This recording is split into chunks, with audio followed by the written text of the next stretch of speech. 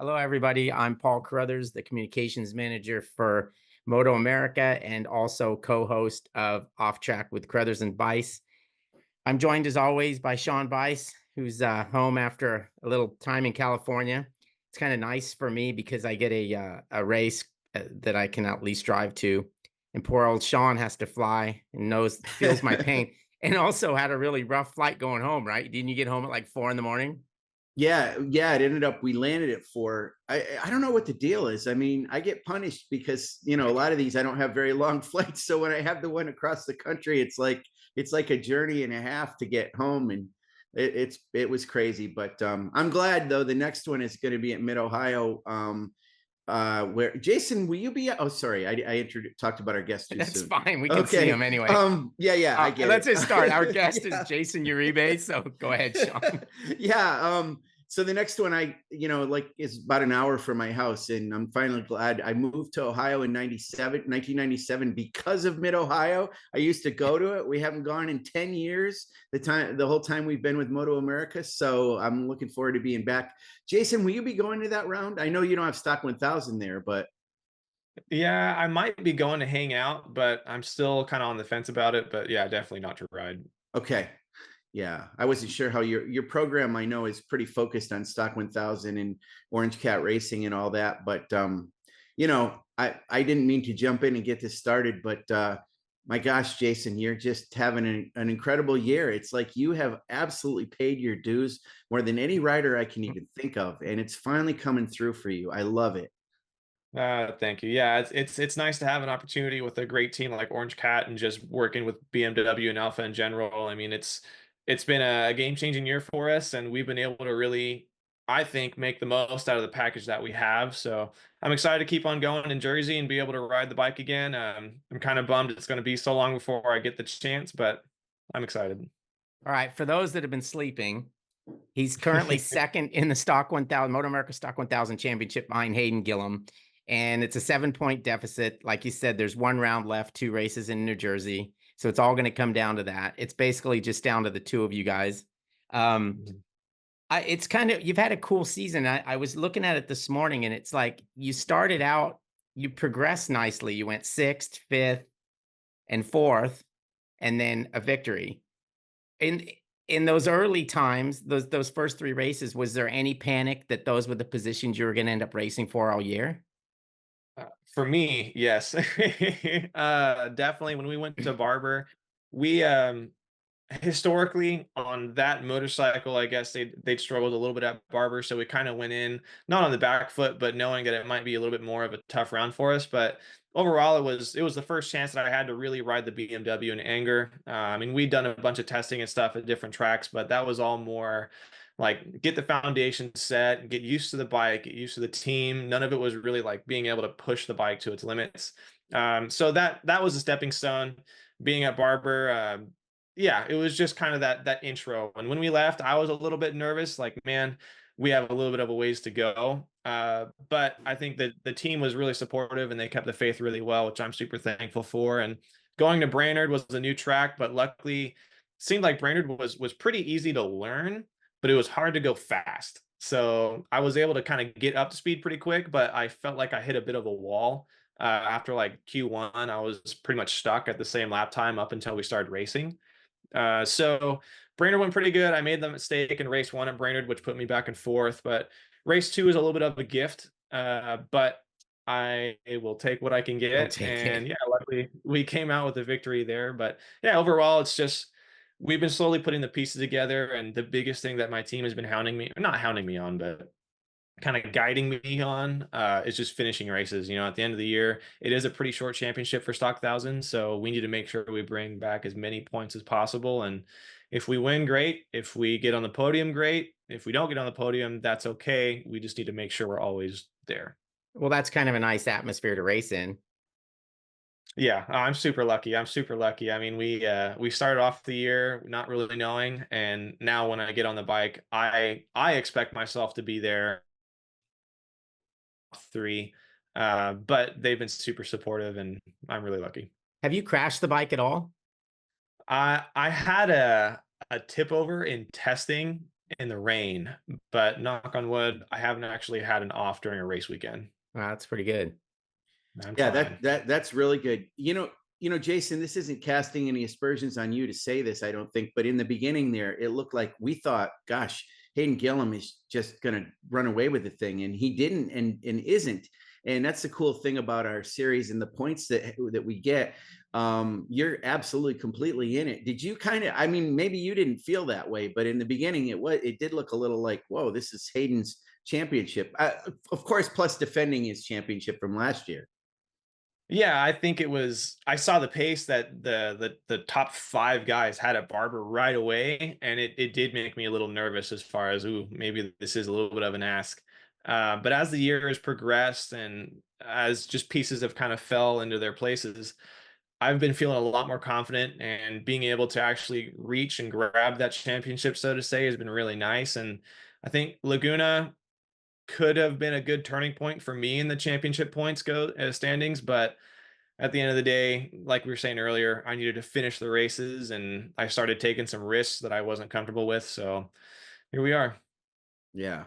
You know, this is another thing that I think you'll maybe agree with.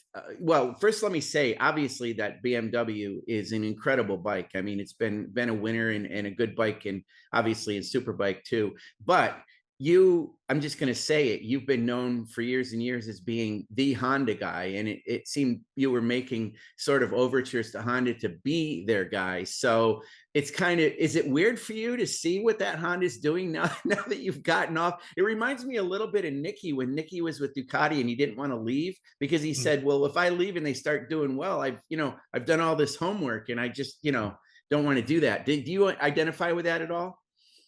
Yes, I will say it's a little bittersweet because I love the Hondas. They're great bikes. Like you said, I rode them forever. Um, we put in a lot of man hours, a lot of time developing those race bikes, and it's really good to see them doing well. It's one of those things that is a little bit of a gut punch because we tried so hard. We tried so hard to get Honda to put together a program, and it's like no fault of their own. They have different priorities. 100% I understand.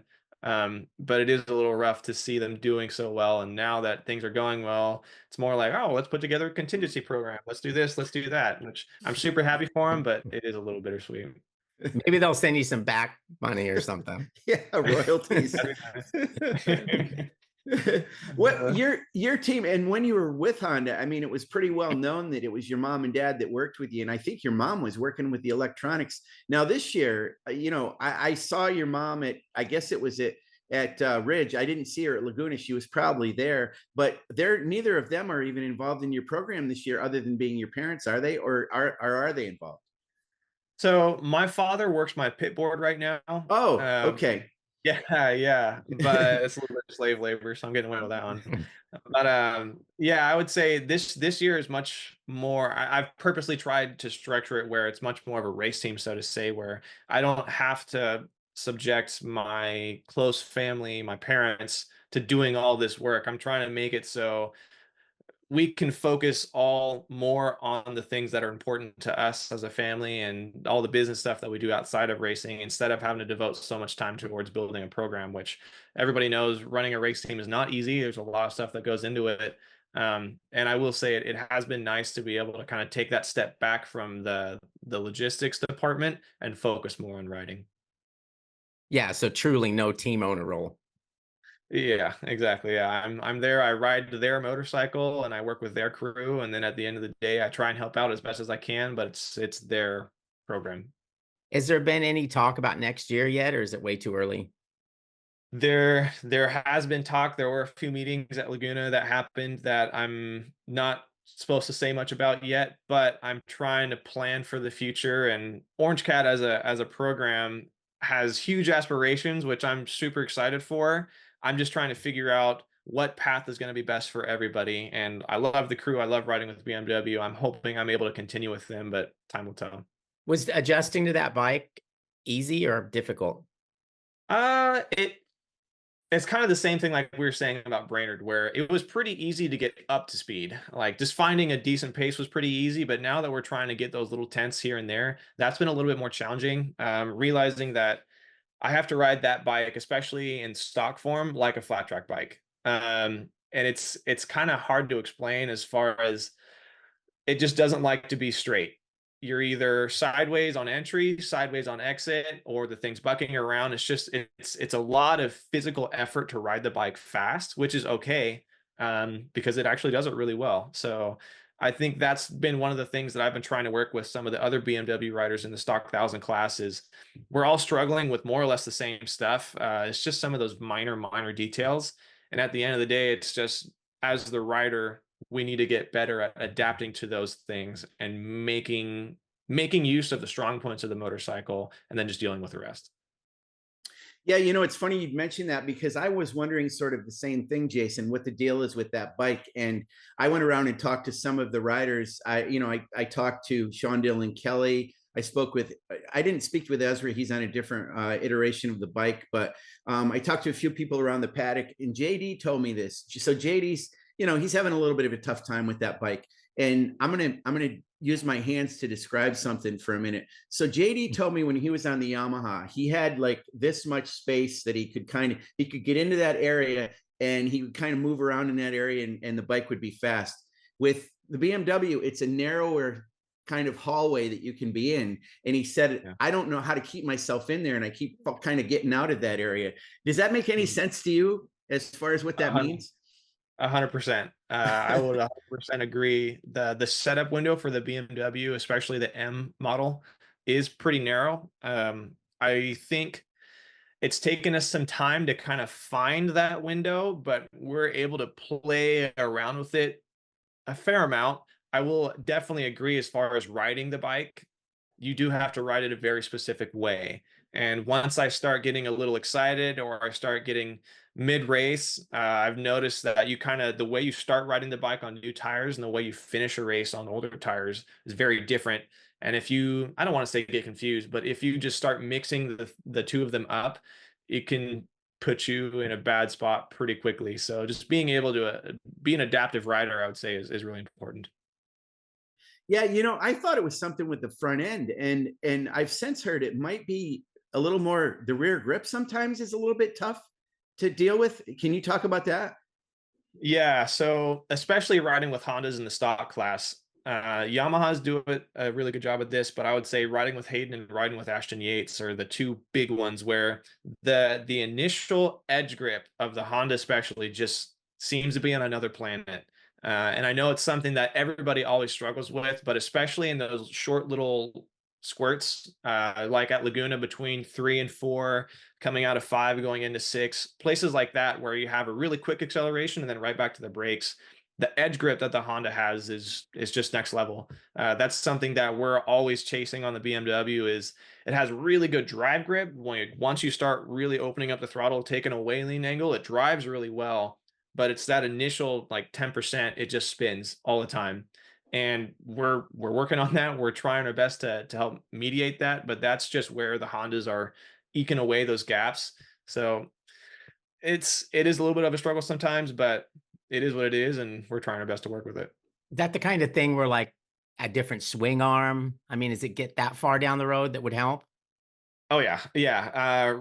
Once you start putting some superbike parts onto it, in theory, on paper, that's exactly where it would really start making a big difference. But in the stock 1,000 class, that's out of the question for us. So we're just trying to make the best of what we got.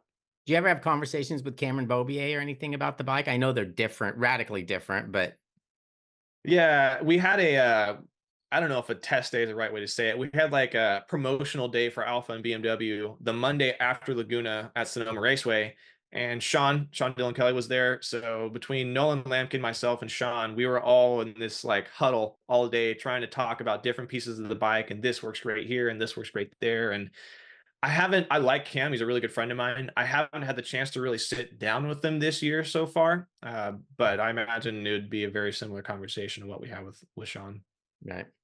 That's pretty amazing. So all you stock 1,000 riders got together, and did you all kind of like nod to each other and go, "Yeah, I'm having the same problem"? Because well, Nolan's a tall drink of water too. You're pretty tall, so I don't know. Maybe you guys have the same body type where that also affects it a little bit.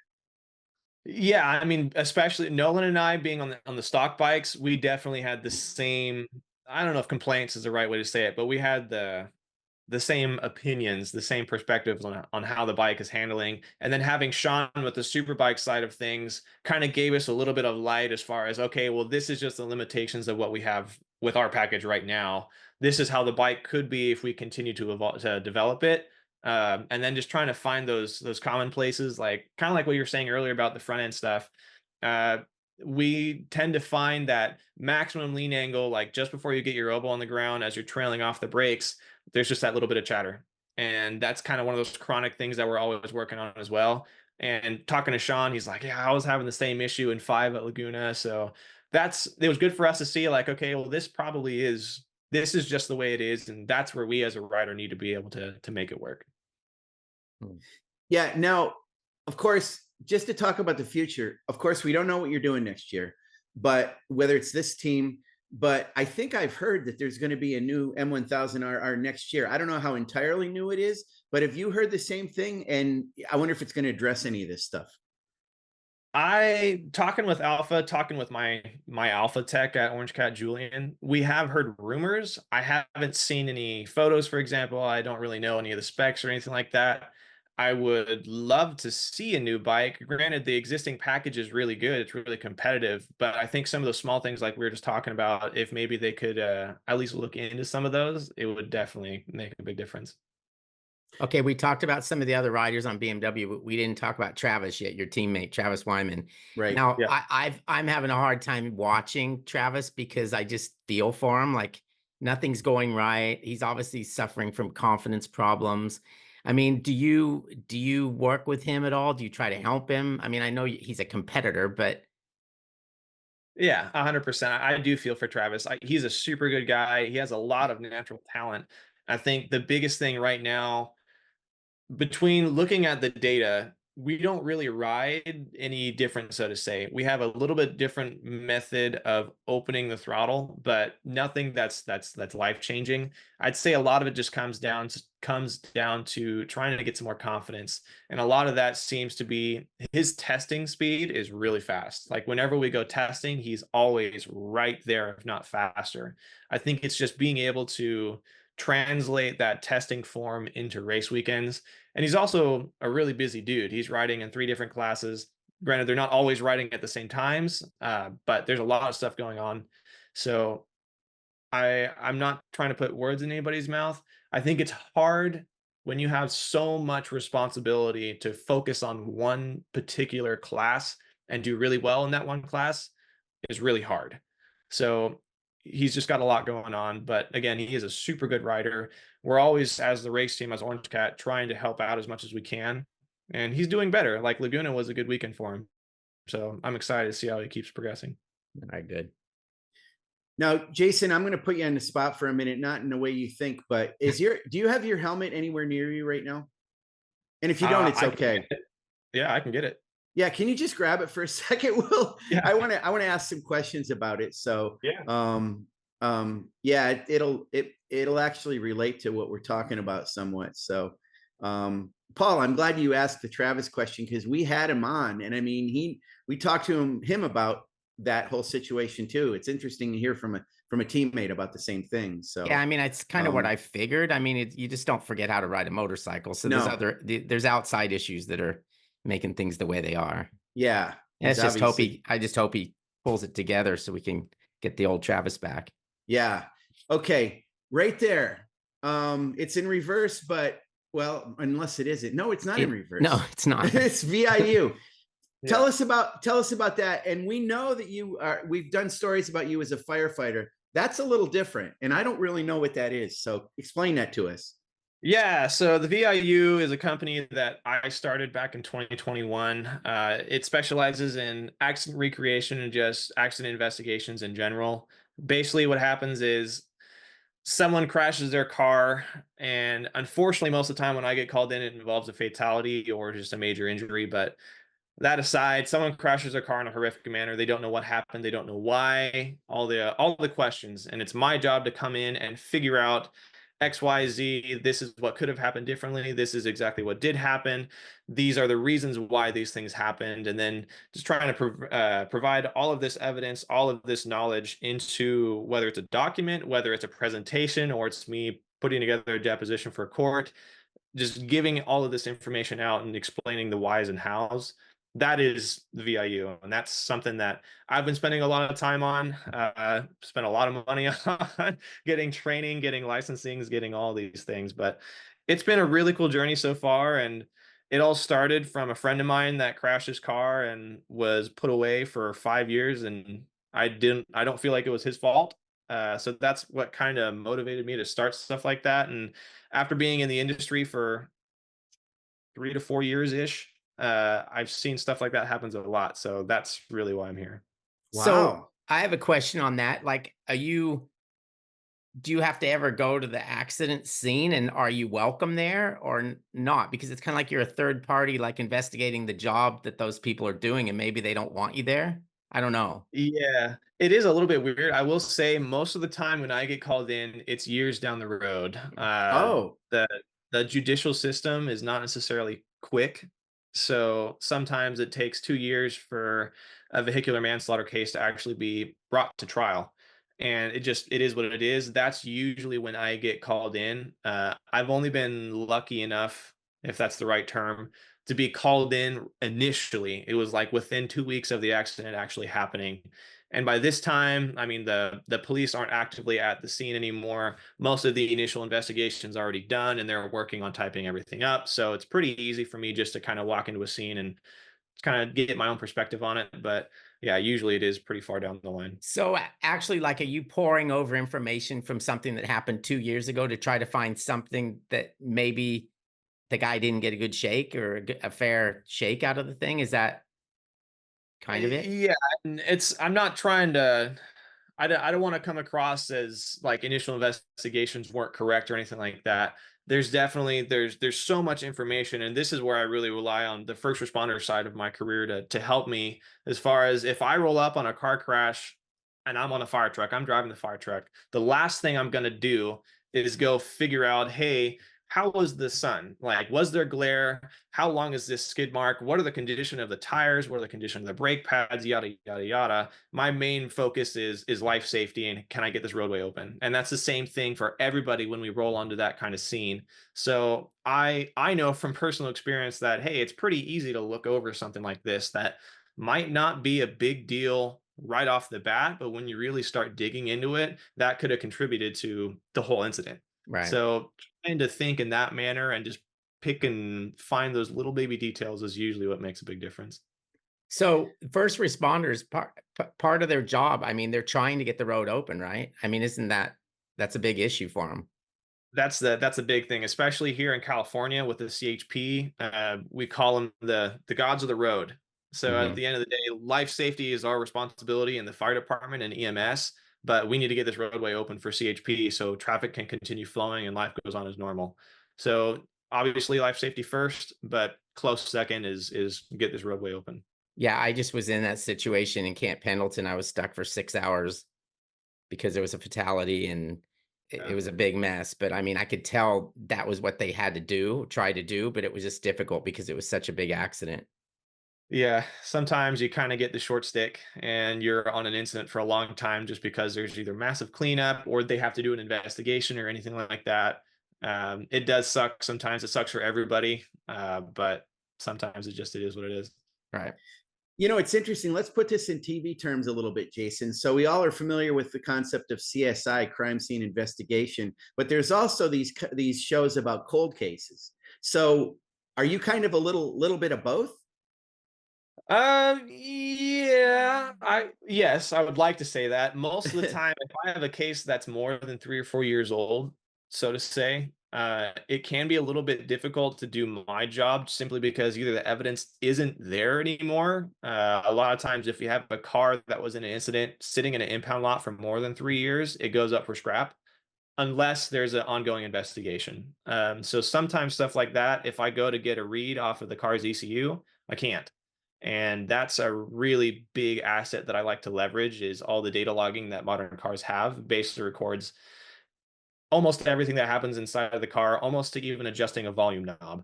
So it's there's a lot of good information in there that helps make my job easier. But the oldest case I have worked on and actually been able to provide a decent document from was about 8 years old. So might not be a huge stretch for some of the cold case stuff, but maybe just getting into there.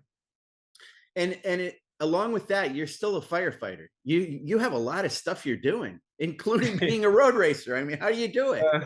No, yeah, I like to be busy, and I'm super thankful. My fiance is super supportive. My family is super supportive. But the firefighting stuff, that especially during fire season, it gets more busy. But during the off season for firefighting, basically anything after about November to like March does die down a little bit, and that's where I'm able to really focus on things like testing for racing, schooling, anything like that. So I kind of have ups and downs as far as how busy things are, but right now things are slammed, and that's kind of how I like to live my life, and it's nice to be able to kind of have that schedule to stick to. When we were heading to Laguna Seca for this past race, at one point in the drive, there was like 6 or 7 fire trucks, and they're heading north, and they were all Los Angeles-based trucks. So that's a matter of them going up to help because it's that big. Yep, yep. So that's something that we call a strike team. So basically, whenever there's an incident big enough, whoever's running the incident is going to say, "Hey, I need 2 strike teams," and it doesn't really matter at that point. It doesn't matter where they're from. It's kind of like an open invite from one guy that's saying, "I need help. Anybody that can meet at this location at this time, and we'll put you guys to work." So that's exactly what you saw was a LA County or LA City strike team going up to wherever they were going. And that works the other way too if you need them down south. Yep, Oh, yeah, that's it's interesting. kinda like, we call it mutual aid, so we Right. go anywhere wherever people need help.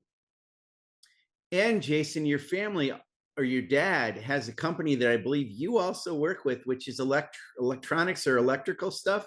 Can you Yep. tell us about that? Okay. Yeah, yeah, so it's an electrical contracting business, and, I am the lead journeyman for said business. So basically what happens is, residential, commercial, industrial, wineries, agriculture, any of that stuff, anything that has electrical needs is what we specialize in. The only thing that we don't do is solar, and that's mostly because it's a pain in the butt to work with sometimes. But yeah, my family does run that business, and it's something that we've been running for the last 70 years almost. So I'm proud to keep that tradition alive. That's great, man. You've got, and some of this stuff, I mean, it kind of does relate. It's interesting that you talked about reading ECUs on a car. You were involved in reading ECUs on a motorcycle. There's electronics involved in it, and electrical stuff. It all sort of dovetails together, doesn't it? Exactly. That's a reason why I really thought it'd be a good idea to actually start the VIU is because exactly like you said, all of the knowledge that I have from going to school for electrical to learning about racing to working with electronics on race bikes and cars and coaching and all that stuff, all of that kind of comes together when I'm putting together these documents for a court. And all of that helps give me credibility because most of the time when I walk into a courtroom, they see a 25-year-old kid and they laugh me out of the court. But for me, it's good to have a resume basically that says, I've been doing this for 20 years and these are the credentials that I've had, and this is why I'm a good fit for this. So, like you said, everything kind of plays an important role for my company and what I do. You know, I think you'd be able to get rid of chatter with all that experience. I know, I know. Right? It's like you have chatter. What the hell? I'm trying. It's been a work in progress. Hey, Jason, I want to bring you in as an expert on something for us for a minute. I didn't even plan to do this, but maybe this would help somewhat. So I'm sure you heard about this. So in our super sport class as of mid Ohio, we're going to have this situation where one of the next generation motorcycles is going to have a 2D data logger. They were not using a 2D data logger. Everybody else was. And I was trying to understand, okay, a 2D data logger, an AIM data logger, they both do data logging. Is it like the difference between a PC and a MacBook, or is it in some ways the fact that they log differently and you can't really read the data the same way? Do you know what that is all about? So I've worked with 2D a lot over in Europe. It's probably the predominant data logging system outside of like Morelli and MotoGP and World Superbike. AIM, I'm not super familiar with. I did have AIM on all of our Hondas that we raced, but I never really got to know it super well. I would say that 2D has a lot more parameters that can be, I don't want to say logged, but that can be looked into. For example, so you can have a controlled computer from Tech Inspection or whoever, and that basically says this is a 2D stick that I'm going to put into your motorcycle, and it's going to tell me absolutely everything that's going on that that pertains to the information I want to know. So I know throttle output, I know how much torque is going to the rear wheel, I know suspension travel, all of that stuff. As where with AIM, at least the AIM that I know that I've worked with, it's a little bit more open, so to say. For example, if I had an AIM little USB stick that I plugged into the bike, I could get generic measurements. I could get wheel speed, I could get throttle input, I could get brake pressure, but I couldn't quite get how much torque is going to the rear wheel, how much torque is coming off of the actual motor that can give me a bit of a horsepower reading. Maybe not exact, but give you a rough guesstimate of, okay, this is how much it's actually making horsepower wise. So to me, in my opinion, it's much more of a, we want to have a little bit more information. We want to see a little bit more of exactly what's going on versus just here's a paper sheet of what's happening. Yeah, I mean, it makes complete sense. It probably relates somewhat to balancing because, obviously they have to look at all that stuff, horsepower and torque and everything to make sure that everything's balanced properly. And if you have a device that's not measuring on this with the same parameters, it's not apples to apples, basically. That's what it sounds like to me. So Yeah, does that sound right? that sounds exactly right. And again, I'm not an expert in Yeah, AIMS. no. That's just what I've personally worked with, but that would make sense to me.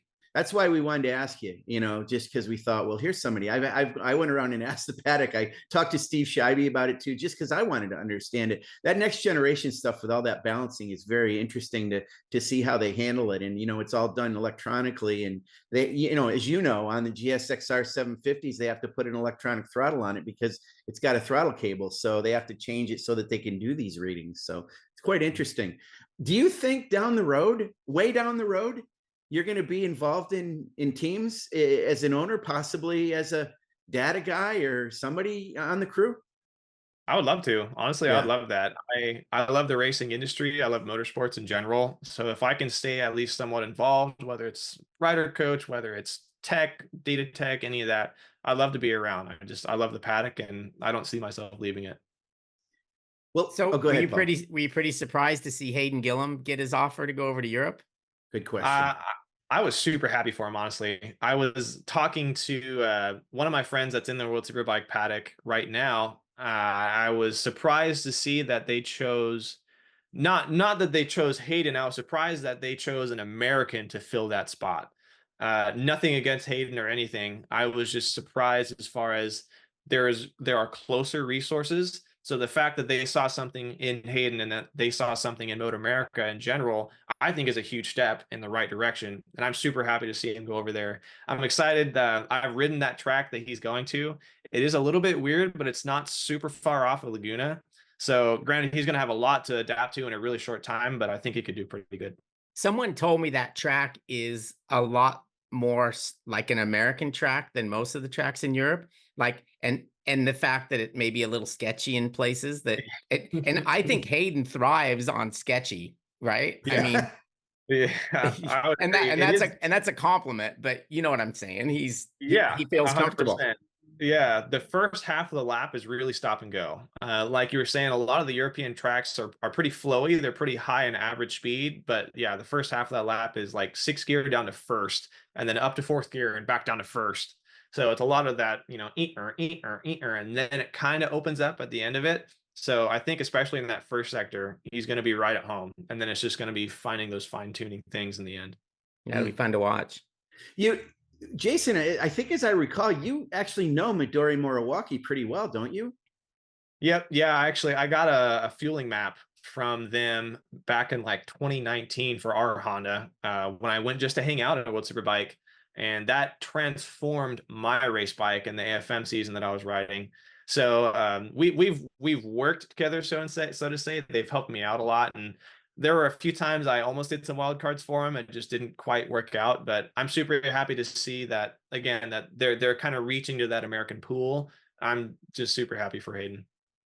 Yeah, that's a pretty interesting team. I mean, they've been around for a long time. Obviously, Milwaukee is a name brand in the paddock, but for her to do what she's doing with that team all these years, she's pretty focused and quite dedicated to racing. I'm sure you'd agree with that.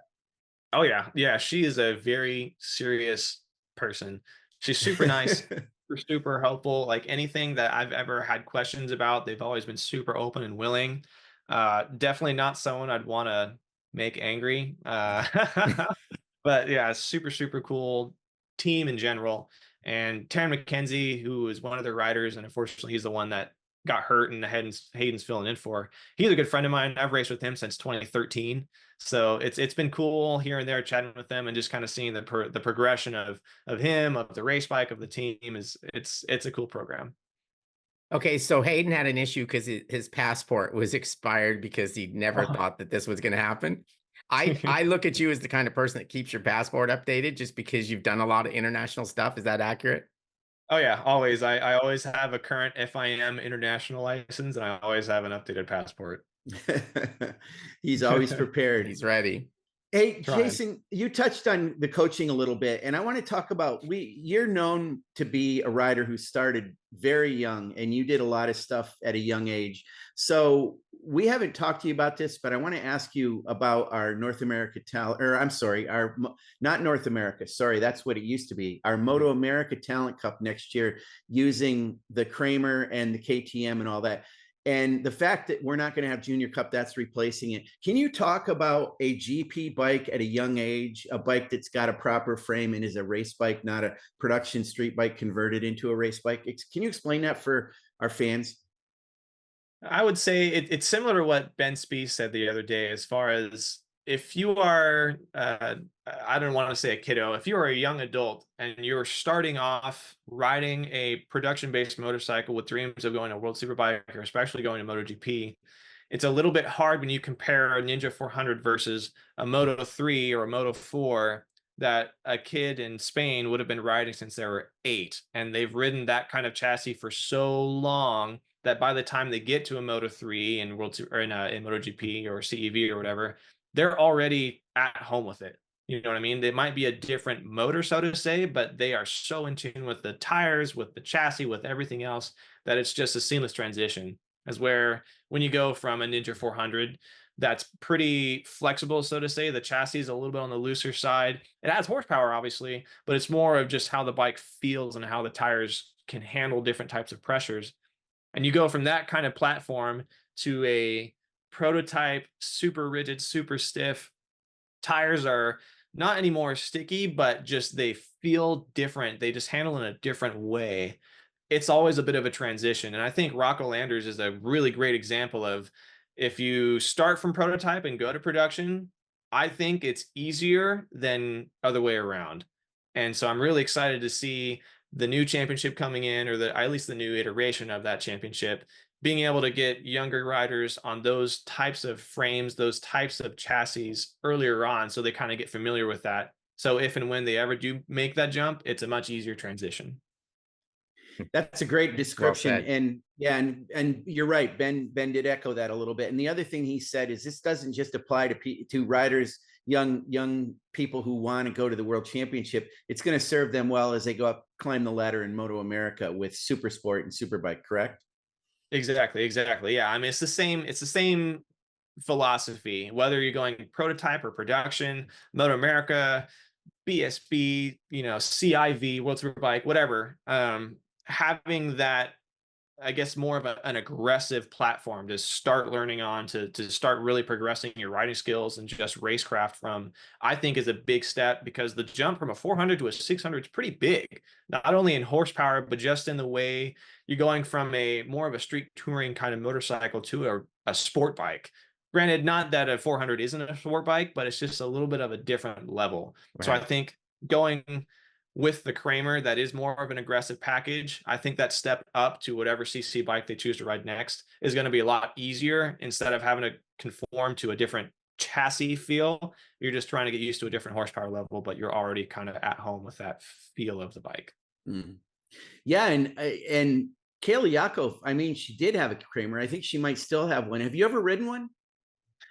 So right now I'm actually testing with an electric bike company who basically gets the Kramer chassis and then kind of adapts it to their needs. So I haven't ridden a Kramer, so to say, but I have a lot of experience with that type of chassis. Oh, Jason, is this a race bike? It is a race bike. An electric race bike? Mm-hmm. Oh, baby. All right. I am kind of fascinated with that Energica. It's been a little quiet for Yeah, no Stefano pun Mesa. intended. Yeah. With Stefano Mesa this year. I mean, but I'm fascinated with those things. You twist the throttle and it's just gone. I mean, it's crazy how fast they are, right? Yeah, it's super cool. It's the bike is called Light Fighter. It's a whole project where it's basically I don't want to say a brainchild, but it's an idea that went from this would be really cool to now we actually have a race bike and now we have a race team. Let's see what we can go do. And so they've played it around with a little bit of the super hooligan stuff with Zero over the last few years, and they kind of decided we're going to do our own thing. And so we're working on developing this electric bike. It's essentially supposed to be a 600cc motorcycle, but obviously electric, and it's pretty trick. It's a lot of fun. I'll be riding it this weekend. I'm actually going back to Laguna tonight to do the arm around at Laguna, so I'm excited to go back there and hop on the electric bike. It'll be pretty cool. Sounds like a good idea for like a track day bike for some guy, right? I mean, Oh yeah, no, it's a bunch of fun. It handles really good, and since you don't have any gyro from a crankshaft, it flicks super quickly, so it's been really fun. is That's it weird getting used to not shifting? It is a little weird. I have the rear brake lever, so right now it's kind of like I'm riding a bicycle. Like I've everything just on the controls. But it did take some getting used to. But it is super fun. It's super fast, and being able to really focus on more of riding Yeah. without any sound, I didn't think would be so hard. It's taken an adjustment, but it's been cool. Well, it's funny. That's funny you mentioned about the brake because some of the companies give you a choice. They'll put a foot brake, which I would prefer, and I'm sure you would too. But yeah, it is weird how some of them they're like a scooter. Where the clutch is the brake for the rear. That's kind of hard to get used to. My brain doesn't really fit around that. Also, one thing my brain doesn't fit around is I can't believe this. You just told me Light Fighter. Okay, every time I go to Laguna Seca and I'm out on the highway going through Sand City or Seaside and I see that Light Fighter drive, I'm like, damn, that would make a great name for a motorcycle. Why is it called Light Fighter? Is there something about Star Wars? What is that? I wonder if somebody, what is it? Light Fighter's probably a plane, isn't it? I mean, do you know the road I'm talking about, don't you? Yeah, every time I pass it, I think about those guys. Brian Wiseman, he's a super funny guy. But I'll be honest, I haven't actually asked why it's called Light Fighter. I just saw the name and I was like, that's pretty badass. So yeah, it really is. It's been really cool. They're a super nice crew, super nice guys, and they know way more than I do about how to build a motorcycle. So it's been a cool project. Do you also get involved in some of this stuff where, without naming names unless you want to, or brands, you'll look on a website more than you do look through a brochure for a company, and you'll see somebody out there, in a photo of the bike, the street bike with somebody in leathers and a helmet. Have you ever done that? Have you done photo shoots for the manufacturers?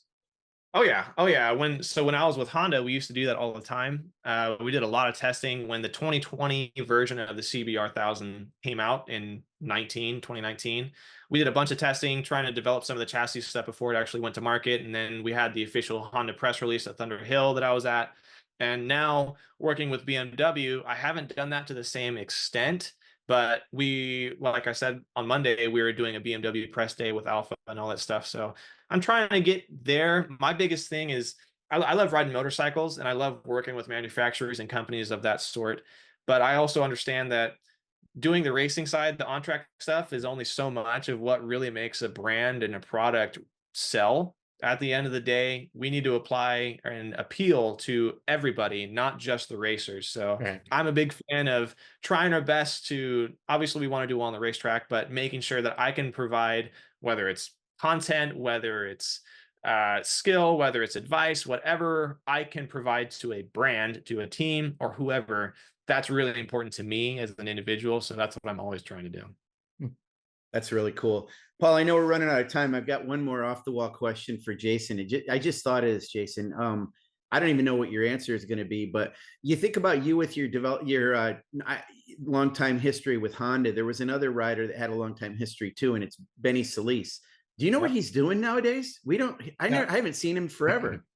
Yeah, funny enough, we were actually just talking about Benny the other day, and no, I haven't talked to him in probably 2, 3 years. But man, yeah, he was super, super fast. He actually did some testing with me when I was in Moto 2 over in Europe. He came over and we did some tests because he was going to ride for him. But yeah, I haven't seen or heard from him in a while, but I definitely do remember him being the Honda boy. Yeah. Yeah, I didn't even know if he was in this country. I mean, the way things were going, he was kind of everywhere, I think. But he was the Honda guy on the 600 for a while. So interesting stuff. He was also my go-to with any Spanish-speaking news outlets that wanted to talk to somebody. I would drag Benny over. It's like those first couple of years. But Jayson, can you speak? Are you fluent in Spanish? Not fluent, más o menos. I know enough to survive. It's actually funny, the race teams that I was riding for when I was in Spain say I speak better Spanish now than I did when I was over there. It's one of those things they like to give me a hard time for, but I know enough that especially in racing terms, I can make my way around. I'm not quite fluent, but I'm working on it. You can tell if they're saying bad stuff about you. Right. Yeah, I can set up a bike in Spanish. I can have a podium ready in Spanish, no problem. That's cool. Good to have. That's good to have. Well, I'm good. I think I'm good.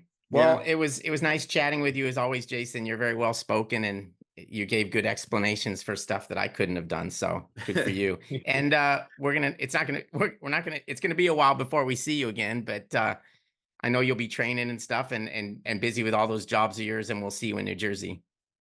Sounds good. Thank you guys for your time. All right. See you, Thanks, Sean. Jayson.